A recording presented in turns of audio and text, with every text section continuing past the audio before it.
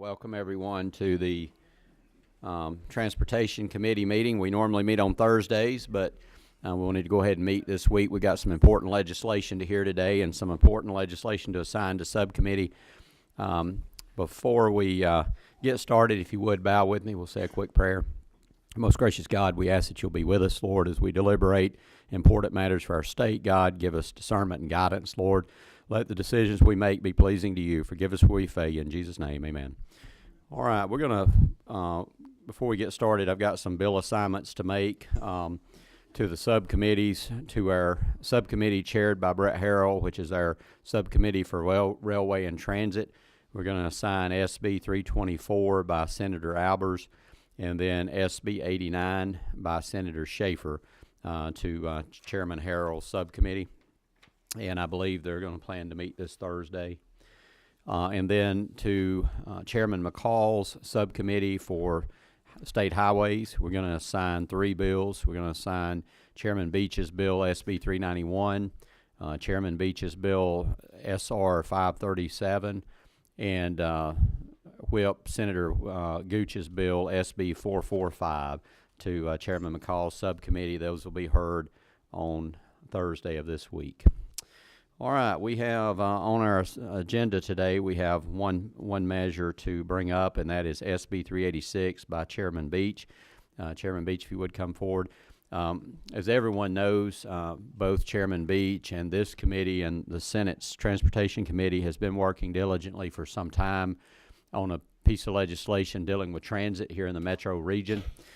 Chairman Beach and I have had multiple conversations and meetings, and he's been a pleasure to work with.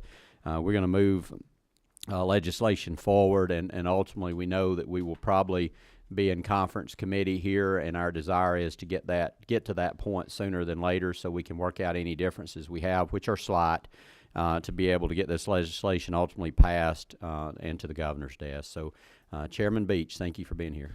Well, thank you, Mr. Chairman and members of the committee.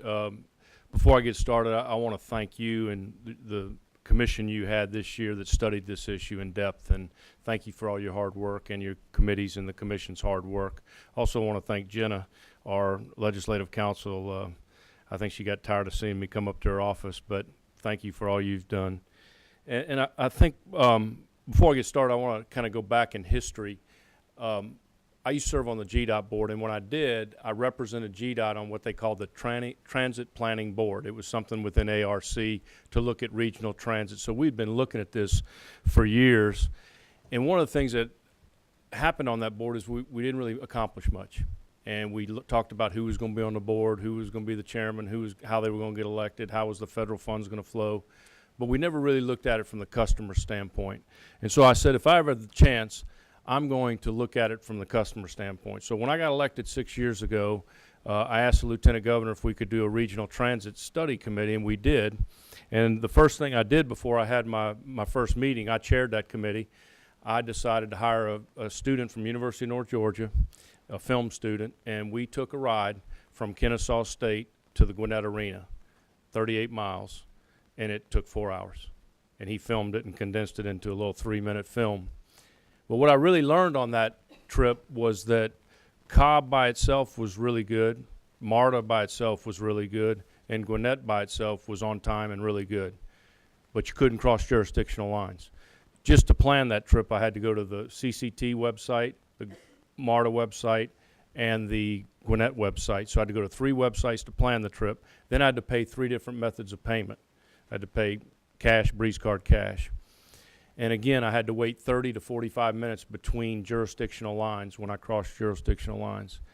And I just realized then that this was it was a very fragmented system, and it was not good for the customer and good for our citizens. So and I really believe if we're going to be a world-class region, you got to be able to cross jurisdictional lines. The person that wants to go from Marietta Square to the 191 building wants to do it in a seamless, efficient, safe manner. So what Senate Bill 386 will do, it will create a unified system that is seamless, efficient, clean, and most of all, safe. Again, it's very customer-centric, and we can't cross jurisdictional lines at this point. So I'm going to just go through real quickly, Mr. Chairman, because I know you're going to have a few questions, and then I think we'll hopefully go to conference committee. But I am going to just first go through the first thing Senate Bill 386 does. It uses Greta as the vehicle to establish the Atlanta Transit Link Commission. I didn't want to start another alphabet soup organization or authority, so we had Greta in place in the 13-county region, and that came out of your committee. I was at first looking at 5 counties, Gwinnett and Cobb, but I agree with you on the 13 counties. So Greta will still have their board. They will still, in Senate Bill 386, they'll still have Sonny Deriso, the chairman, and his board, and they will do DRIs, clean air, and they'll approve the tip. So they'll have those responsibilities. The ATL Commission will be a subset within Greta, using Greta as the vehicle, and it'll have its ATL Commission board chaired by the governor, and it will do transit planning, transit funding, and transit construction for capital projects. Okay? Secondly, what 386 does, any county within the Greta region can go to referendum for a 1-cent sales tax dedicated to transit. Now, if you, through line 66 through 72, we addressed that you cannot put a penny on top of a penny on top of a penny. So if you're in a regional T-SPLOS now, you are not eligible to do a transit SPLOS. Now, the good news is in the 13-county Greta region, nobody adopted the TIA plan, so nobody's in a regional T-SPLOS right now in the 13 counties. So, you know, we figured that was the way to do it. We also sunset it in 30 years. So let's say they want to go to referendum. Here's what has to happen. The county commission wants to go to referendum. They have to notify every mayor within their county. So let's say Gwinnett, for example, they would have 16 cities. They would notify each mayor that they want to talk about a project list and go to referendum. They would notify the CEO, MARTA, and they would have a meeting, and they could have several meetings. And then what they would do is come up with a project list, and then they would submit it to the ATL, and the ATL would have 45 days to approve or disapprove. We want to let the counties have the decision power as far as what transit projects they want, but we do have to have the ATL give the final approval to make sure they sync up when they get to another jurisdiction, that we're not stopping here and then stopping here, and it's not talking to each other within the 13-county region. So that's basically what it does. Also, in our bill, MARTA would be the contracted to do all rail. That wouldn't be up for a discussion. They own the rail. They would manage all the rail. But the bus service would be, we would do an RFQ and an RFP, and we would come up with, the ATL would take bids, and then they would select one unified bus driver throughout bus service throughout the 13-county region. And then finally, the last thing this bill does is it creates a unified brand, and the brand's going to be called the ATL, the Atlanta Transit Link. So you would fly into ATL, get on an ATL train, ATL bus, ATL express bus, ATL light rail when we get light rail. So everything would be branded the ATL. So that's basically what this bill does. It just provides for a seamless, efficient, clean, and safe unified system. Allows for counties to do a 1-cent sales tax, and it rebrands MARTA to the ATL by 2023. So with that, Mr. Chairman, I'll entertain questions or whatever the will of the committee is. All right, we're gonna, if there are any questions, we'll take those, and then we also have public comment before we take any action on the bill. So do we have any questions? Do you have a question? No question, Mr. Chair. I'd just like to be recognized at the appropriate time. Yes, sir. All right. If we don't have any questions, we're going to go ahead and move into public comment. Thank you, Mr. Chairman. Thank you, Mr. Chairman. Thank you, members of the committee. There's a sign-up list. Zanita, if you would bring me the sign-up list. We'll, anyone who did not sign up that would like to be heard, you can, at the end, I'll recognize you.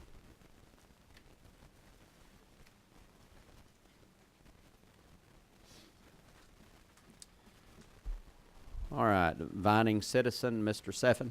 Siphon, yes, sir. Good afternoon, everybody. I'm Ron Siphon. I'm not representing anybody. I do think that I speak for a large segment of the voters of Cobb County. There's a perception that Cobb County is just anti-transit. That's really not the case. At the same time, there's a large group in Cobb County that does not trust either HB 378 or SB 378 or HB 930. And let me give you some perspective on the real reasons that people in Cobb County have such a concern. We had the T-SPLOST a little over 5 years ago. Cobb County was going to be putting in well over $1 billion, 90% of which was not going to be spent in Cobb County. In addition, for 99% of Cobb County, we would get zero improvement in mobility. Cobb County didn't think that was a good investment. Then we had the Connect Cobb BRT study.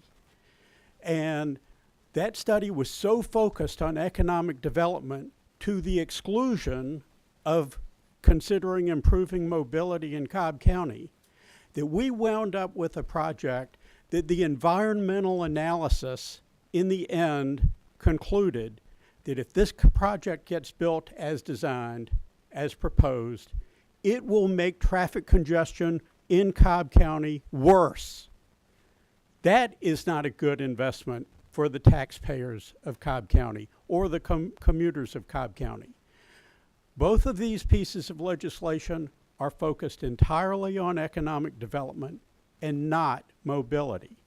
Cobb County is willing to invest in improving mobility in Cobb County. We're willing to invest in transit that improves transit service for the people who use transit in Cobb County. We're willing to invest in improving interjurisdictional connectivity from Cobb County to the rest of the region. But we are not interested in investing in something that either will not make mobility, overall mobility in Cobb County better, or worst case scenario, another project like Connect Cobb, which would actually make future traffic congestion worse. This legislation could be improved by, first of all, giving Cobb County more control over the ultimate projects list, make this, at least for Cobb County, not exclusively transit. Let Cobb County put together a projects list that will improve overall mobility in Cobb County, which will include transit. But let Cobb County let it focus on improving mobility in Cobb County rather than economic development. Thank you. Thank you very much. Next, Tom Leach with the, I think it's ATU Local 1732, MARTA. 732.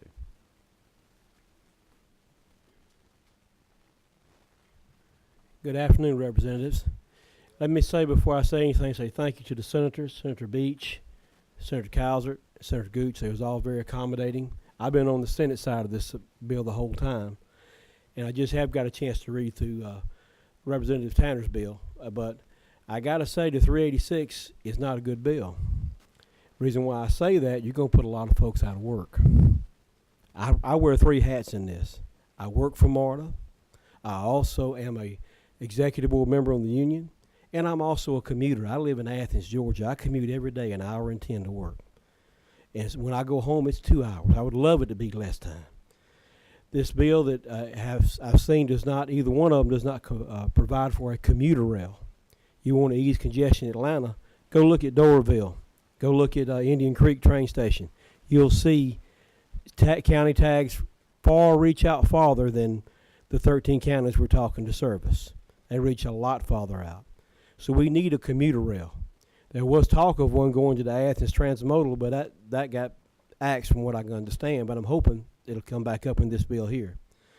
But also SB 386, outsourcing our buses is not a good thing.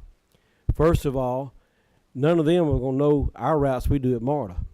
We have folks that this is the only way they got to go to work every day. This is it. If we ain't there, they don't have no other way. We're letting our people down we already service. Plus, you're going to be letting the new ones down you're bringing into the process. We would love to be able to service, but I think MARTA's going to be your key to the whole 9 yards, not just the rail, but MARTA's very well and very serviced, oriented on the feeder bus system, which brings the people to the rail. What you don't know is the buses make more money than the rail. Folks pay on the bus, they tap into the rail. They've already paid their fee on our buses. We ask that you consider not letting this SB 386 go forth as far as outsourcing our people. I have single parent moms and dads who have gotten off the welfare system and are making their way, buying homes. Are so happy they can't be excited. But you have a contractor come in, lowest bid also means lowest pay, because that's usually how that trickles on downhill. So please don't outsource the buses. Let MARTA handle it, and let MARTA handle the buses and take it from there. Thank you for your time, and I appreciate y'all's effort in making this easier for us. Thank you very much. All right. Is there anybody else that wishes to be heard? Those are the only two that had signed up to speak. I know we've had multiple public comment periods on the transit bills in general, so anyone else wish to be heard? All right, if not, the posture this committee's in is before you. You have a substitute to SB 386 that the chair offers up for your consideration. This is exactly the bill that passed the House that we spent a great deal of time on. We also had a vote in the House of 162 to 13, very bipartisan bill with a great deal of support. That's a well-balanced bill, so it would be the chair's consideration that we consider that substitute. So do I have number 13, do we have a motion? Thank you, Mr. Chair. Mr. Chair, I want to thank you and Senator Beach and both houses for working hard. Although this is not a perfect bill, but I think it takes us in the right direction, and I certainly appreciate the input from our guest that was here today. Mr. Chair, I'd like to make a motion that we do substitute HB 930 with the Senate substitute, yes, Senate Bill 386, LC 391914S. And again, this allows it to go on into conference, and I'm sure you all will do everything you can to still consider others' input and their concerns. So, Mr. Chair, my motion is for the substitute. All right, we have a motion and a second that we do pass on substitute to Senate Bill 386, which is LC 391914S. Is there any discussion? Hearing none, all those in favor of that say aye. Aye. Any opposed? All right, so we the bill passes on to the Rules Committee, Mr. Chairman. Any other business to be brought? Thank you. Thank you.